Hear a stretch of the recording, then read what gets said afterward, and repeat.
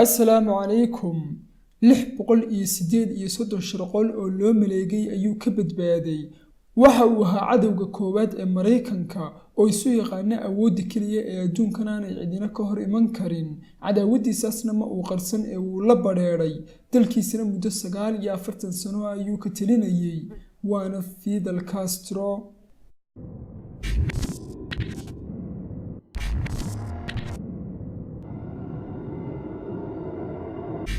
Fidel Alejandro Castro Ruz waxa uu 17 August 1926 ku dhashay deegaanka Biiraan ee dalka Kuuba. Waxa uu ku barbaaray gacanta waalidkii oo ka hayaamay dhanka Spain, ahaana beeraley. Dugsiyadii deegaanka ayuuna waxbarashadiisii ka bilaabay. Sanadkii 1945 waxa uu galay jaamacadda Havana isagoo ka dhigtay kulliyadda qaanuunka. Sanadkii 1950 uu ka qalin jabiyay jaamacaddaas. waayaha sankiisa siyaasadeed waxa uu ahaa inuu ka mid noqdo baarlamaanka dalkiisa, balse afgambigii Fulgencio Batista ayaa riyadiisaas kala kiciyay oo laalay, baarlamaankiina khadka ka saaray. falcelintii uu damcay inuu kaga jawaabo Fidel Castrona waxa ay noqotay in isaga iyo dagaalyahano kale oo gadoodsan oo hubaysan ay weerareen saldhig ciidan. 80 ka mid ah dagaalyahanadaasina ay ku naf waayeen, isagana gacanta lagu dhigay oo waxa lagu xukumay 15 sanadood oo xadhig ah. balse bishii May 1955 ayaa la iska sii daayay, waxaana loo mustaafuriyay Mexico. walaalkii Raúl iyo kacdoon wadayaal kalena waxa ay diyaariyeen gadood, waxaana ay halkaas isku barteen oo gadoodka wada bilaabeen.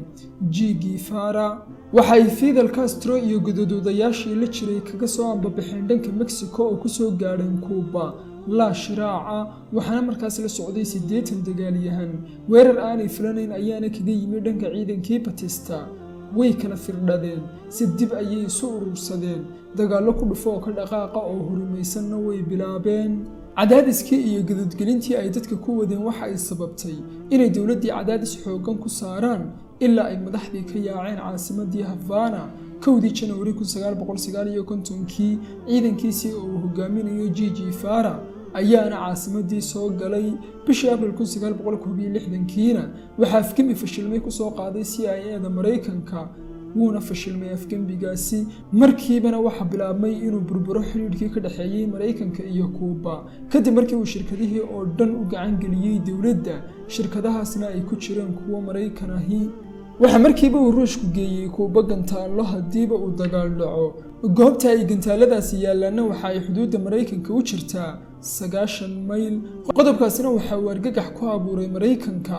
aakhirkiina waxa la galay heshiis ay Ruushku kaga qaadayaan gantaaladooda Kuuba, iyaga oo shardi looga dhigay inaanu Mareykanku sinaba ugu duulin dalka Kuuba iyo Fidel Castro, iyo inuu isaguna qaado gantaalihiisa yaalla Turkiga. laga soo bilaabo markaasna Fidel Castro waxa uu ahaa cadowga koowaad ee Mareykanka. markii uu da'weynaaday ee uu arkay inuu gaboobay oo aanu awoodin inuu sii wado maamulkana 19 February 2008 ayuu uga dhaadhacay hogaamintii dalka iyo hogaamintii ciidankaba walaalkii Raúl Castro. intii uu dalkiisa haystay Fidel Castro waxa uu ka dhisay dhanka aqoonta ilaa uu gaadhay heerka wax akhrisku 98%, caafimaadkuna bilaash ayuu ahaa. inkasta oo ay jiraan bulshada dalkiisa in nacabi, haddana badankoodu way jecel yihiin, waxaana ay ku tibaaxaan Daa'uudkii is hortaagay jaaluudka Mareykanka ah. waxa uu noqday hogaamiye ay ku daydaan hogaamiyayaasha nidaamkii hanti wadaagu.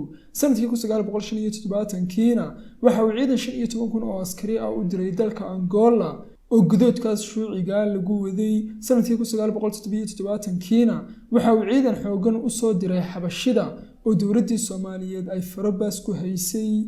ugu dambeyntii waxa uu dhintay Fidel Castro 25 November 2016 isagoo 90 jir ah, muddo 49 sanadood ahna dalkiisa ka soo talinayay. dhanka diintiisana waxa uu ahaa dhalasho ahaan iyo diin ahaanba Kristan, balse isagu waxa uu isu yaqaanay Allakood ama mulxid aan waxba aaminsanayn, weligiina diintiisa kuma uu cibaadaysan. haddii aynu eegno kuwayowgii ugu halista badnaa shirqooladiisaas ay CIA-du ku fashilantayna, shirqoolkii ugu horreeyay waxa ay CIA-da Mareykanku ku qaaday markii uu 8 bilood oo kaliya xilka hayay. isagoo degan hotel New York ku yaala ayuu basaas iyaga ahi u soo dhacay waaxdii uu deganaa oo baakadkiisii sigaarka oo ahaa nooca Cohiba oo uu jeclaa uu u miineeyay, isaga oo ku daray sun isla marka uu bishmaha saaro sigaarkaba uu nafbaxayo, balse Castro baakadhkiiba qof ayuu hadiyad ahaan u siiyey. Basaaskiina intii aanay fashilmin shirqoolidiisu ayuu ka gaadhay oo qofkii ka qaaday baakadhkii. Mar nin ay aad sigaag dhawaayeen ayay u soo dhiibeen qalin dahabi ah oo caarada ku wata irbad sun dilaaye ah, balse waxa ay xilligii loo qorsheeyey isagana shirqool ku dileen John F. Kennedy, iyaga ayaana howlgalkaas laalay. Mar kale waxa ay maado sun ah ugu rideen kabihiisa oo marka ay jidhka ku faafto timaha jidhka oo dhammi ka daadanayaan, xataa xirribaha iyo suuniyuhu waqti dheerna ay ku qaadanayso inay dib u soo baxaan. Ujeedkuna waxa uu ahaa inay howlgalkiisa cunaqabateeyaan, balse taana way ku fashilmeen.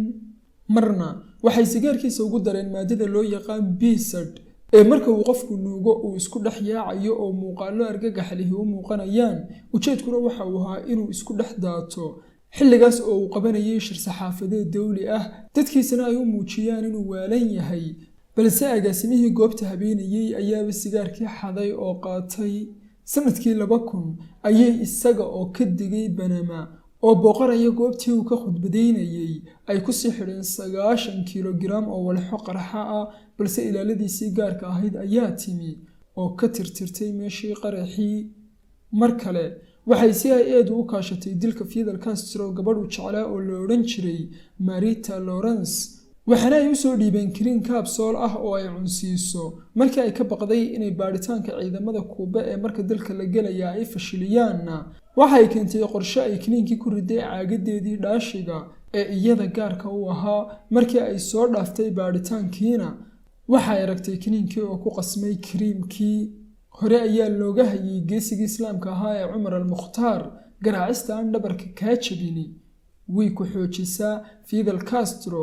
Isku dayadaas lagu shirqoolayay way xoojiyeen, waxaana ay u sababeen inuu wax walba iska eego oo iska ilaaliyo, digtooni iyo feejignaan dheeri ahna yeesho.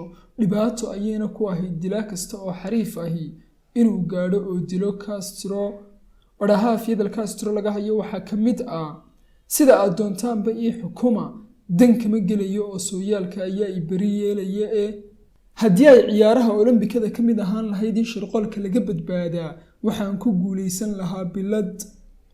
Waxaan kacdoonka bilaabay iyada oo 82 qof ay ila jiraan. Haddii ay xataa 15 ama 10 ila jiri lahaayeenna, iimaan xooggan ayaan ku dari lahaa oo waan wadi lahaa. Kacdoonku ma aha gogol ubax ka samaysan ee waa halgan ka dhaxeeya tagtadii iyo timaadada. Dagaalyahanku laga yaabaa inuu dhinto, balse aragtidiisa ayaa waarta. Guushu waxay leedahay kumanaan aabe, balse guuldarradu waa agoon. Kacdoonka ku soo gala dalka maraakiibta dagaalka cadowgu waa khaayimin ee ma aha wadaniyiin. doorashadii 1960kii markii la weydiiyey labada madaxweyne ee Mareykanka u sharaxnaa ee Kennedy iyo Nixon ka uu la jeclaan lahaa xilka, waxa uu kaga jawaabay: muhiim aha inaad kala doorato laba kabood oo hal qof uu wada sito. waana halkii uu abwaankii Soomaaliyeed ee Barkhad Cas ka lahaa: bal maxaan laba gaal oo abtirsiino gudboon, midna aanu gumayn midna guusha u siinay aniga iga gidhiisha. Wassalaamu calaykum.